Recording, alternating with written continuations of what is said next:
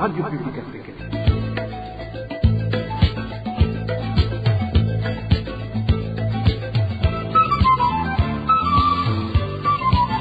Radio Publique Africaine.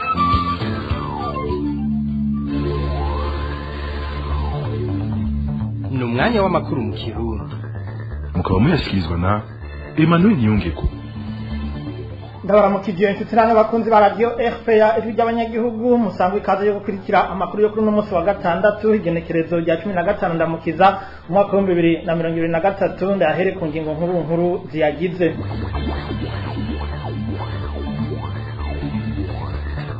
Mu gisata c'agatakazi na muntu hari umwana w'umwigeme wo muri zone ya Kanyosha mu gisagara ca Bujumbura aherutse gusinzikarizwa ubuzima bikomeye na se wiwa muvyara kandi ataca muziza abanyagihugu bo muri ako gace bagasaba ko ubutungane bwo muhana bwihanukiriye mu ntango zana makuru muca mu vyumba. Muri politike umunyamabanga mukuru w'umugambwe CNDD-FDD arabandanya kuvuga amajambo y'iterabwoba afatiye ku nyifato yiwe cane kuva akiri mu ishamba. Uyu mutegetsi akanagabisha uwo wese batavyumva kumwe kwazibonera ko muri ano makuru muraza gukurikira umwe mu banywanyi b'umugambwe CNDD-FDD yitavye inama yagirishijwe na Reveriyano Ndikuriyo mu buraroko bw'igihugu neza na neza mu ntara ya Kirundo. Turabafitiye n'ikiganiro ku isoko aho kigaruka ku bijanye n'itegeko ry'umukuru w'igihugu riherutse gushiraho urwego nshingwabikorwa rw'umugwi w'igihugu ujejwe agateka ka zina muntu CNIDH mu majambo avunaguye. Iyi ari incamake mu kanya idonido ryano makuru.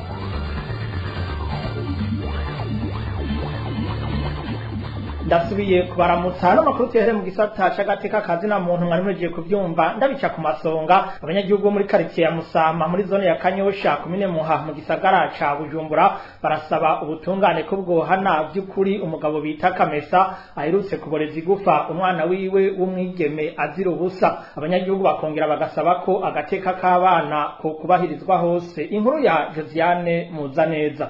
Bantu b'Imana araba uyu mugabo nyene yarangiriye umwana twavyaranye ntabariza. Uwo ni nyina w'umwana yari karatabaza boshobora kumwumva abicishije ku buhinga ngurukana bumenyi asanze umwana wiwe w'umwigeme yuzuye ibifumfuri n'ibisebe ku mutwe, mu maso, ku maboko no ku maguru. Mu maso yayoberanye kubera ukuvyimba biturutse ku gukubitwa buyoka yakorewe na Samureze benshi bazi kw'izina Kamesa. Ni mu gihe abo bavyeyi babiri batari bakibana, abana bavyaranye bakaba bari barizwe na se aho kwibarabara rya gatatu muri quartier Musama muri zone Kanyosha. Ubwo bubisha uwo mugabo akaba yabukoze ku munsi wa Pasika, ariko aho kuvuza umwana akaba yaciye amwugaranira mu nzu aho nyina wiwe yamusanze amaze iminsi ine yose ari kiruruma nk'uko bivugwa n'umwe mu babanyi biwe.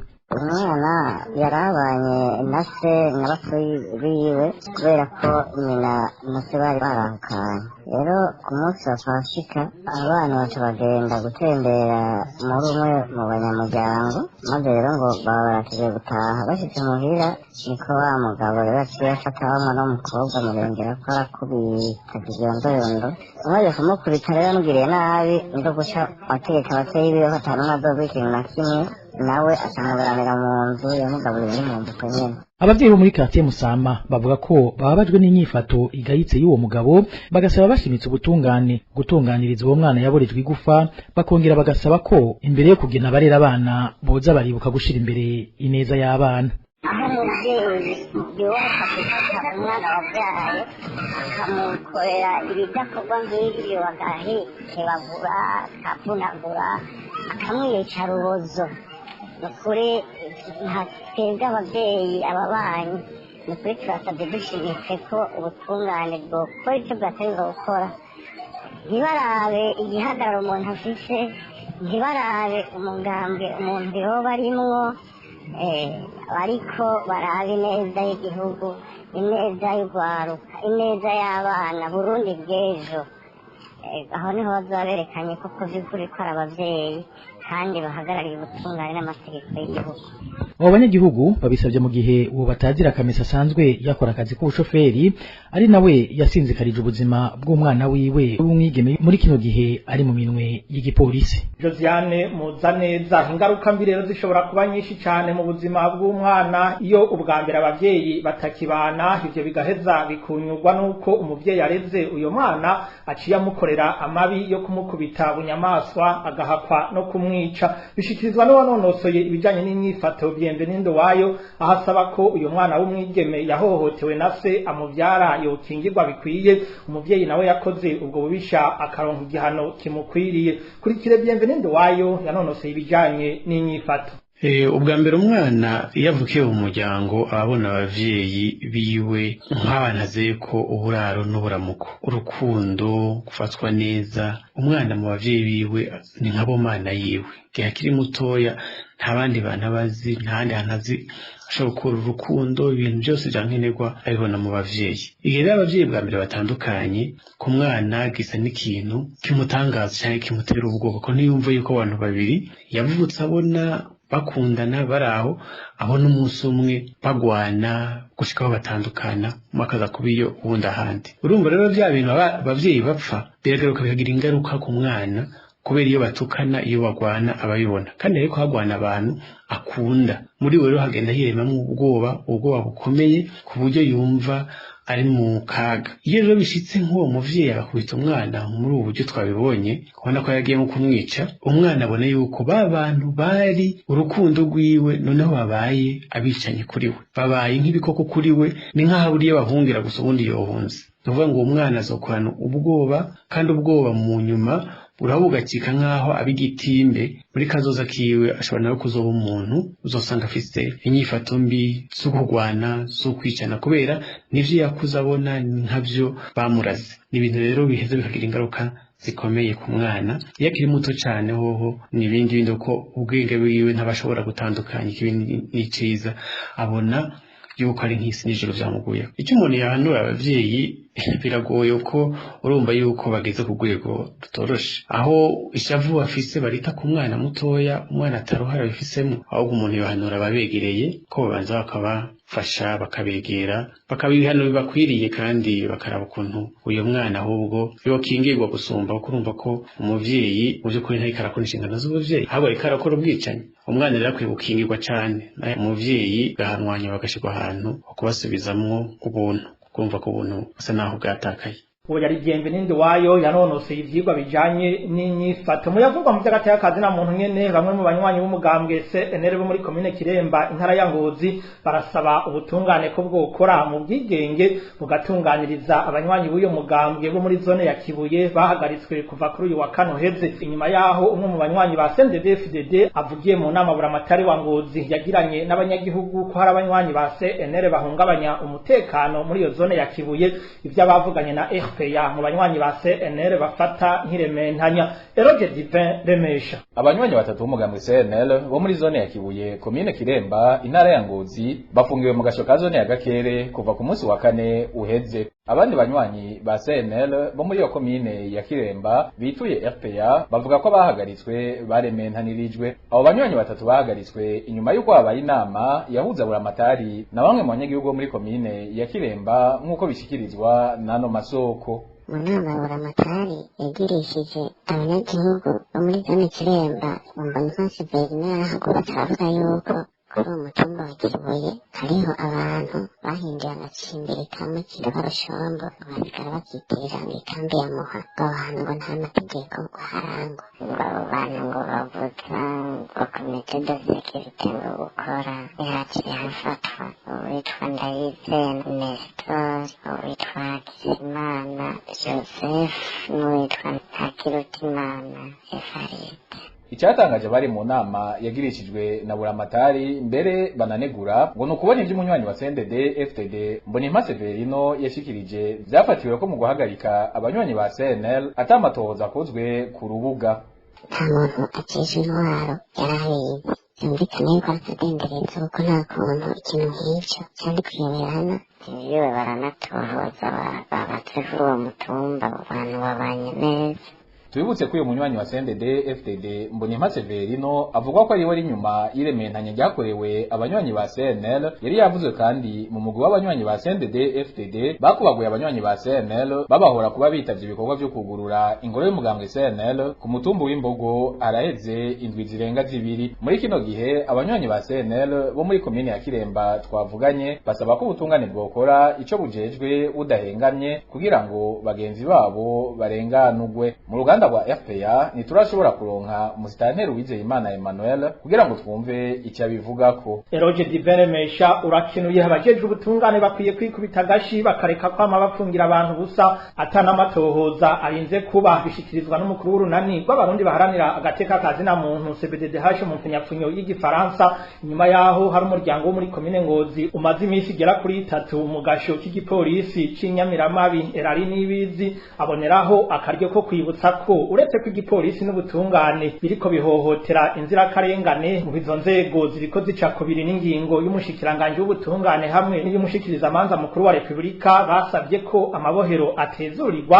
kuko uretse ko atabibanza bikwiye bihari atani byo kubafungurira bikiboneka. Kurikire Erari Nibizi arongoye urunani rw'abarundi baharanira agateka kazina muntu CBDDH.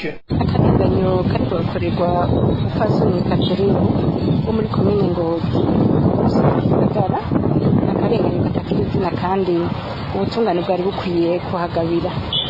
Nukuri kugira ngo umuntu ariko arakora izuba riva arikugurana n'abana biwe afatwa mbiri ajane muri prison ngo ariko arandura imirima atamatohoza abaye, iryo nibara nico gituma twasaba yuko abajejwe ubutungane batora igitugu ca musitanteri uko musitanteri afise igitugu c'uko afise ubutegetsi, ariko abajejwe amatohoza inzego z'ubutungane twabasaba yuko bokurikirana ivyo bintu n'Umupfasoni Gatarina n'abana biwe bakava muri ako gasho bakagenda bagakora ibindi kuko hari ibindi bakeneye mu rugo.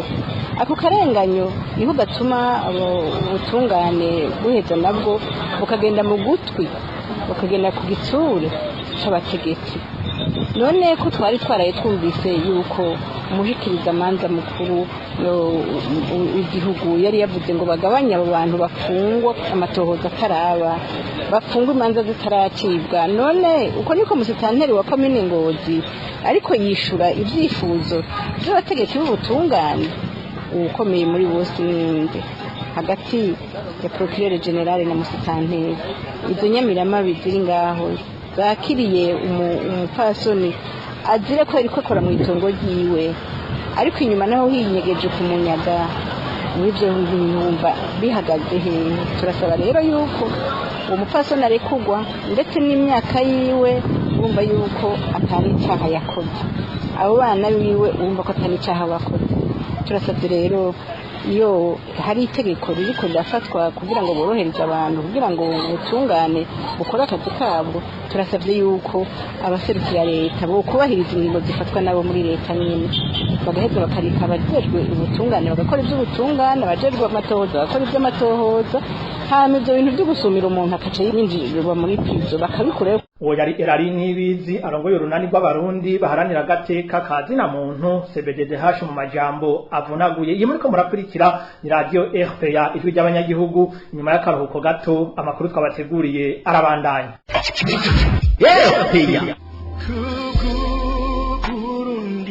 Ijambo ni gwawe, ijambo ni gwawe.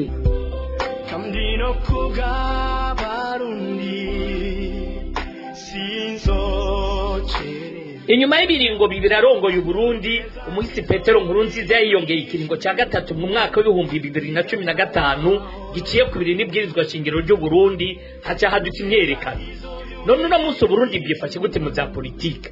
Ejo ku munsi w'Imana itariki 16 ndamukiza ku bigihe cy'isaha 11 z'umuyingamo ku masaha y'Ubujumbura, Leonce Ngendakumana umunyepolitike, Janvier Bigirimana umwe mu bashingwa manza bashingishije urubanza muri sentare y'akarere EAC, Arsene Arakaza umwe mu bagize imyerekano nubaka bakiri mu buhungiro, bazotugiraho ubwo rubanza rugeze, uburenganzira abarundi basigaranye uyu munsi n'igituma bahunze gushika uyu munsi badahunguka. Bazira ivy'inyigisho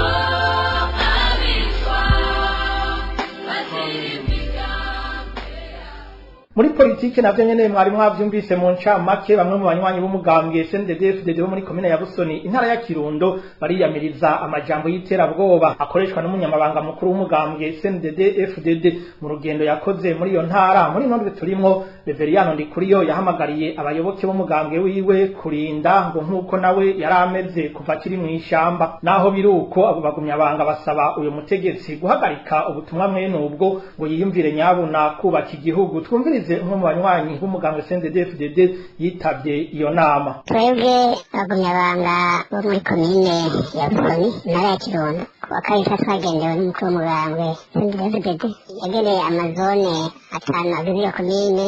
Je nari muri iyo nama muri zone ya Nyagisozi, hanyuma hose yagenda avuga ibintu bimwe. Cyatangaje twebwe twiteze yuko aje kutubwira ibijanye n'imigambi y'iterambere ku bagumyabanga ubukene turimwo, ariko wewe ahanininya yaje atubwira ibintu by'ingene bagwanye, ingene ngo barasana n'abasirikare b'u Burundi, ingene babaka inkoho, ingene bamurasa kaguma agwana, aturatira ingene bava i Burundi bakaja kwivuza muri Tanzania bakomeretse, agahaya mugire ngo omwisenere bo ngo gwasa hari nuko nakabo baca bamuhosha kamwica ngo nta kimwana kimwe kimwe senere tubwira gutyo twongera umutima wo kurinda ngo turinde nkabo ingene barinze bagwana. Ahaya babo bita kaburimbo yishe bamwe bahungabanya umutekano, atubwira yuko n'ubundi muntu wese azohirahira ngo gahungabanya umutekano yuko batazomworohereza ngo bari kumwica. Nta kindi kintu natubwira jene twebwe ivyatwubatse twari tuzi ko ashaka kutubwira ibintu vyotujana mu migambi y'iterambere muri kazoza. Rero umutegetsi mukuru turamusaba nuko yisire kwinjira yuko uzahaya ibintu vyo kwica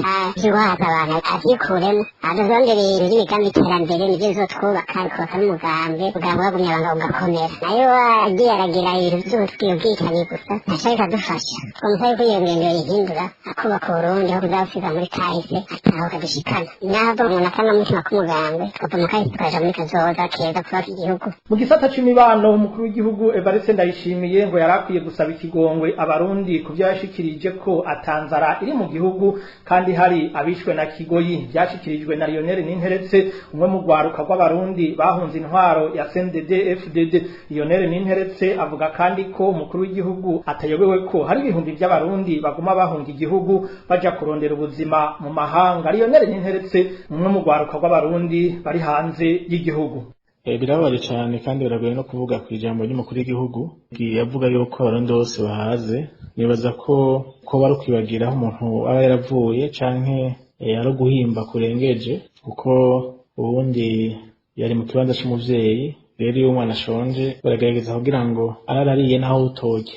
Uwe bavuga ko haze avuga ko ata Murundi akenye kandi azi neza bizi neza cyane yuko hirya no hino abantu bama batoye kwibabara baravye bama batowe bishwe n'inzara, hirya no hino abantu bagajwe n'ubukene butagira izina, abantu bama bayoye aho kuma barabara batagira akazi batagira ipfo na ruguru basubizwa iyo bamanutse bava bahunze inzara baje mu gisagara kugira ngo barabe ico rirenza, naho bikanka mbere bakanabasubizayo. Afise uburero bwinshi atari kuvuga uko. Je nibaza ko agahinda kuko wishize mu kibanza c'umunyagihugu mutoyi, umunyagihugu ari muri iyo situation y'inzara umwugarije n'abana udafise aho kubita isuka akaca yitwa ikinebwe ataho yeretswe ko arima akanka kuharima. Ukubise kuri abo bantu bahejeje amashuri babuze aho bakora atari uko batize, ahubwo abavyeyi bose baritanze kugira ngo abantu bashobore kwiga, ariko ugasanga ntibafise n'umunsi ico bakora n'uburyo bari kuba barabayemwo abavyeyi babushize mu mashuri. Uno munsi ugaheza ishuri bakabanza kubaza umugambwe, bakabanza kubaza aho uvuka, bakabanza kubaza ubutwara iki na kiriya hariya ubwoko bwawe n'ibindi. Ivyo vyose arabizi kandi nibwirwa n'abantu biwe kuko nibo batwara. Rero nibaza ko yosaba ikirungo abarundi kuko nibaza ko yibeshe, niba atibeshe naho ryoba ari uguhemuka, ko bari uguhemukira abarundi. Igihugu ca mbere kiri mu vyanyuma kw'isi bikenye, ivyo arabizi. Atari uko bukenye kubera bwategeza kuba bukenye kubera intwaro yiwe arongoye iriko itwara igihugu kuko kitatezwa gutwarwa. Ivyo vyose nibwo bakabacinizwa ntibagire ico bakora. Uno munsi abana b'abarundi bariko mu mashamba baja hanze baca mu binywabi, baca aho badashobora no guca bapfira mu mashamba. Si uko batunze, si uko barara bariye, nuko inzara ibishe. Hari bagiye gukora kubera hariyo akazi, kubera ivyo bihugu vyabaye organize bigatanga akazi. Hariho ico abantu bakora, leta niyo itanga akazi ubundi canke igatanga orientation, igafavoriza abazana imitahe, igafavoriza abikorera uno munsi Burundi ninde atazi ngene bumeze, ninde atazi yuko umuntu azanye umutahe mu Burundi babanza kumubwira ati genda jama. Ivyo bimaze imyaka myinshi kuva 2005 kaca umuntu aravuga ngo kuva ngo 2005 ngo niho ngo igihugu casubiye n'igihugu gute uno munsi ibintu byose turi inyuma. Mu bijanye n'imibano kandi abanyagihugu bo muri komine ya Vugizo intara ya Makamba basaba kuronswa umuyaga nkuba nk'ayandi makomine kuko hari byinshi badashobora gukora kubera iyo ngorane. Kubwo abanyagihugu kuva iyo komine yakabaho ngo nta citwa umuyaga nkuba barakubita ijisho kandi badasiba kuwemererwa. Ivyo rero bigatuma bama bagira ingendo ndende buri gihe iyo bawukeneye. Idonido na Eric Niyonzima bavuga ko ibintu bigeze bibaza ko komine yabize yagibagiwe. Ivyo bigaterwa nuko kuva bahatacitwa umuyaga nkuba komine yabo yavugize rigeronso. Abanyagihugu bayibamwe baganiye na RP bamenyesha ko babazwa n'ingene abategetsi badasiba kubagendera bakanabemerera ko bagiye gukemura ico kibazo bigahera mu mvugo gusa. Ibiheza bikabagira kingaruka kuko iyo bakeneye umuyaga nkuba bagira ingendo ndende baja mu yandi makomine kuwurondera kuko n'abanyagihugu waho avyigana. Abanyagihugu muri komine Vugizo intara ya Makamba turafite ikibazo kutagira umuyaga nkuba. Aho mwamenya ko komine ya Vugizo ibayeho tutarigera turonka umuyaga nkuba. Dukunda kugenderwa n'abategetsi batandukanye tukabatura ibibazo dufite bakatwemera ko ayo kudushikira imbere ayo gutunganya ico kibazo, ariko tukazorindira amaso bakazohera mu nzira. Rero twebwe hari ikibazo yuko ikomine yacu yibagiranwe dukunda kugira ibibazo. Iyo umuntu akeneye nko gufotoza ibintu batamenya nk'abo tubwira bisa yuko umuntu abanza kuja Makamba, cyangwa iyo umuntu agize ibibazo agapfusha umuntu wiwe cyangwa amushyira muri moruge kubera atamenya nkuba bica bisa yuko tuja Inyanzarake canke Makamba. N'akababaro kenshi abo banyagihugu basaba ababarongoye kubaronsa umuyaga nkuba bakareka ko amabizeza ibintu bitigira bija mu ngiro. Icyo twasaba baturongoye guhera kuri musitanteri, buramatari ndetse n'ubugihugu twabasaba yuko ikomine yacu boyibuka bakadufasha twebwe abanyagihugu tukaronka umuyaga nkuba. Ntibame batwibuka iyo hageze kwiyamamaza na cane cane iyo hageze ikiringo c'amatora. Niho dukunda kubona abategetsi batandukanye baza muri ikomine yacu nubwo yibagiranwe iyo barondera amajwi baratwibuka cane cane tukaba tuba dufise bakatwemera yuko bagiye kudutunga tukazorindira amaso akazohera mu nzira. Aho mwomenya ko n'ibindi bikorwa vyinshi vy'iterambere bisaba umuyaga nkuba muri komine Vugizo bitigira bikorwa kubera atabo bafise. RPNC arashobora kuronka Diomede Dusengimana musitanteri wa komine Vugizo kugira gica ashikirije kuri ico kibazo.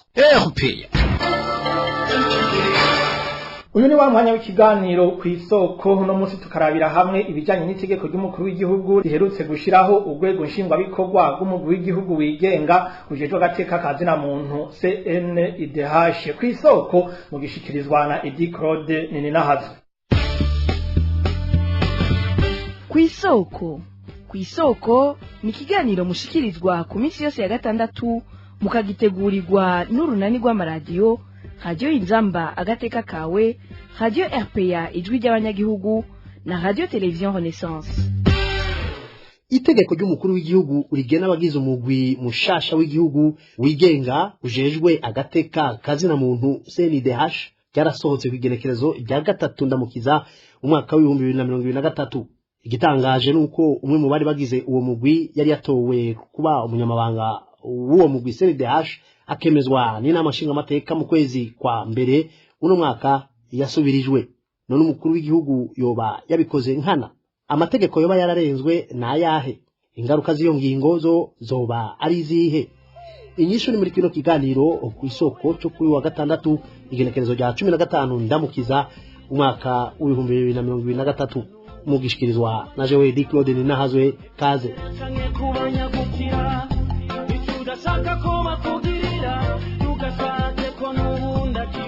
Igenekerezo rya 9/0 umwaka w'2023 inama nshingamateka yaremeje abakomiseri batanu bagize umugwi CNIDH basubirira abari barangije ikiringo cabo. Ariko Consolate Habonimana yari yatsindiye ikibanza cy'umunyamabanga wa CNIDH yarasubirijwe nk'uko biri mu itegeko ry'umukuru w'igihugu, ashasubirizwa na Anezi Fatiyimana bariko barahiganwa muri ico kibanza. Emile Nibasumba arabitubwira. uwitwa Anezi Mfatiyimana yashizwe mu kibanza c'umunyamabanga w'umugwi CNDH kandi inama nshingamateka yari yahashize Consolate Habimana mu matora yabereye mu ngoro y'amakoraniro mu Kigobe kuwa 9/0 uw'umwaka w'2023. Uko kunyuranya amazina bigaragarira mu itegeko ry'umukuru w'igihugu ry'igenekerezo rya gatatu ry'uku kwezi kwa kane turimwo. Ariko rero ingingo ya 11 y'ibwirizwa rigenga uwo mugwi w'igihugu ujejwe agateka kazi na muntu ivuga ko urongoye inama nshingamateka arungikira umukuru w'igihugu urutonde rw'abatowe hamwe n'abari mu biro vy'uwo mugwi kugira ngo abagene. Igihe bemezwa n'inama nshingamateka abagize umugwi CNDH bari batatu bagize ibiro vy'uwo mugwi bari Sixte Vinyi ni Muraba umukuru wawo, Anaclet Nzohabonayo icegera ciwe hamwe na Consolate Habimana umunyamabanga. Abandi babiri bari muri uwo mugwi ni Jacques Nshimirimana hamwe na Anezi Mfatiyimana. Kiretse kunyuranya amazina, iryo tegeko ry'umukuru w'igihugu rivuga ko ibikorwa vyo kwemeza abagize uwo mugwi CNDH vyabereye mu nama nshingamateka kuwa 10/0 kandi bizwi neza ko ivyo bikorwa vyabaye umunsi umwe imbere yaho itariki 9.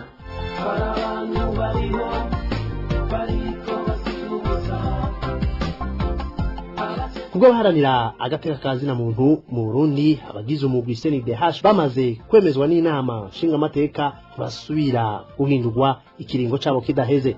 Umushingamanza Gustave Niyonzima akabibonamwo ukwivanga k'umukuru w'igihugu mu bikorwa by'umugwi w'igihugu uharanira agateka kazi na muntu. Kubuyo yanonosoye amategeko bigumye uko ngo kwigenga k'uyo mugwi kuracari kure nk'ukwezi. Twovuga yuko umukuru w'igihugu yihaye ububasha budategekanijwe n'ibwirizwa shingiro, kuko ivyo ibwirizwa shingiro rimuha biramusaba kubahiriza ibwirizwa shingiro n'ayandi mategeko twisunze ingingo ya 96 y'iryo bwirizwa shingiro. Kandi ikindi nuko umukuru w'igihugu turavye mu ngingo ya 93 y'ibwirizwa shingiro asanzwe ari we aserukira akabakizigenza w'urwego shingwa ntwara ariyo twita pouvoir exécutif. Bisigura rero ko ivyaba vyakozwe na pouvoir legislatif vyo gutora amategeko bitegerezwa kubahirizwa ntavyivangemwo, agasohora dokere yisunze uko amatora yagenze. Rero ivyo ni ibintu bitwereka yuko n'abanyagihugu bazogomba kwitura urwo rwego rwa CNDH batazorugiramwo umwizero mwinshi, bazobona yuko bati mbega abariko bakora batowe binyuranywe n'amategeko tweho buzuriza. Ikindi nuko hariho umufilozofe yari yarabivuze yitwa Montesquieu yavuga ati kugira ubutegetsi bugende neza urwego rumwe rumwe irifo kurundi ruhagarika, babiti irifo kero pouvoir arrêter le pouvoir, niko vyategerezwa kugenda. Ivyo vyose rero impirikizi nuko naha amategeko yovuga ati iyo CNDH irigenga, duca tubona ko itigenga iri mu kwaha kwa pouvoir exécutif, kandi duca tubona yuko nico yari yararonse mu kuraba ngene igihugu coba caragize intambwe nziza mu kubahiriza agateka kanizina mu bikaronke ico bita statut A i Geneve muri Conseil des droits de l'homme. Biraboneka yuko bishobora gusubira inyuma turavye ibintu nk'ivyo biriko birakorwa CNDH aho abo batoye atari bikoresha bivuye kandi ku rwego shingwa bikorwa pouvoir exécutif. N'ibintu rero biciyoza ishusho ya CNDH kabiciyoza n'ishusho ry'igihugu mu maso y'amakungu. Ikintu cari gikenewe gukorwa nuko bategerezwa kubahiriza ivyari vyatowe mu nama nshingamateka, bakubahiriza amatora ingene yagenze kuko yatowe n'abantu batowe n'abanyagihugu.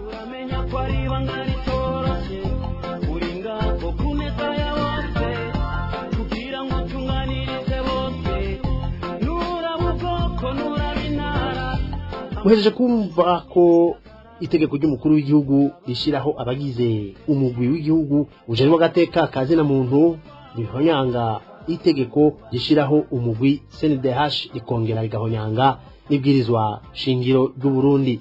Ni hano duciye dusozerera ikiganiro kw'isoko mwariko mugishikirizwa na Edi Claudine Nahazwe. Ndabahe isango ku musi wa gatandatu uza naho butaha. Cari kiganiro kw'isoko. nino ngaha rero ku kiganiro kw'isoko ca mugenzi wacu Edi Claude Ninahazwe duciye dusozerera amakuru yo kuri no wa 15 ndamukiza umwaka wa 2023 ngire ko nshimira mwebwe mwese mwafashe akanya kuko yumviriza bagenzanje umwe wese kuco yaterereye kugira ngo ano makuru ashobore gutororokanywa hamwe n'abahinga b'ivyuma batumye amajwi abashikira nabo nyene bakenuye kuri mikro ya Emmanuel Ninge ko mugira amahoro n'umugisha mu banyu no mu byanyu.